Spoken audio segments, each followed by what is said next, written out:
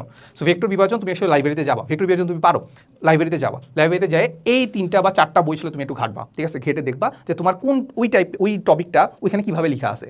দেখবা যে এই যে আমি প্রামাণিকের বইয়ের কথা বলতেছি না, প্রামাণিকের বইটা একটু রঙিন, বুঝছো, একটু লাল নীল কালি দেওয়া লেখা, তো একটু পড়তে ভালো লাগে, ছবিগুলো যেগুলো আছে না ওগুলো একটু দেখতে ভালো লাগে। তো তোমার যদি মনে হয় যে না এইসব লাল নীল কালারের যে ছবিগুলো আছে এগুলো দেখে তোমার ভালো লাগে বা পড়তে ভালো লাগবে, তাহলে তুমি এই বই নিতে পারো, বা অন্য যেখানে তোমার মনে হচ্ছে যে না এই বইটাতে মোটামুটি আমি যেভাবে পড়ছি ওইভাবে লেখা আছে, তাহলে তুমি ওই বইটা সিলেক্ট করতে পারো, ঠিক আছে। তো সেলুসারের বইটা সিলেক্ট করার আগে তোমার একটু চিন্তা করতে হবে যে না তুমি পারবা কিনা, কারণ এটা টু বি অনেস্ট কঠিন আছে, ঠিক আছে। সো যেটা বললাম যে একটা বই সিলেক্ট করতে হলে কোনটা সিলেক্ট করবো, আমি রিসার্চার, আর আমি রিকমেন্ড করবো সেকেন্ড পেপার যে বইটা আছে, সেকেন্ড পেপার বইটা তুমি এইটা বলবা, প্রামাণিকের বইটা, যেহেতু আমি নিজে পড়ছি। আমি কোনটা পড়ছি এবার বলো তো, এবার আমি বলি সেকেন্ড পেপার আমি প্রামাণিকের বই পড়ছি।